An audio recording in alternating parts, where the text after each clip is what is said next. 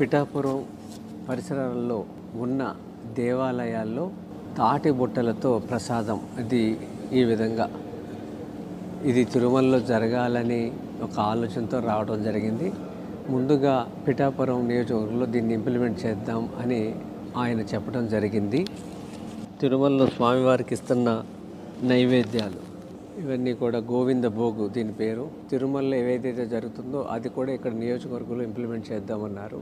అలాగే ఇక్కడ చూస్తున్న ఈ మట్టి వినాయకుడు ఈ ప్రభుత్వం రాగానే మొదటి పండుగ 100 విగ్రహాలని అక్కడున్న యువకులకి ఎకో కాంటెస్ట్ అనేవి పెట్టి భక్తి శ్రద్ధలతో నిమజ్జనం చేస్తే పర్యావరణ రహితంగా ఇంతవరకు భారతదేశంలో ఎక్కడలా జరగలేదు. ఇది చేతి సంచితో బజారుకి వెళదాం. ఒకప్పుడు 40 ఏళ్ల క్రితం ఇలా అలవాటు ఉండేది.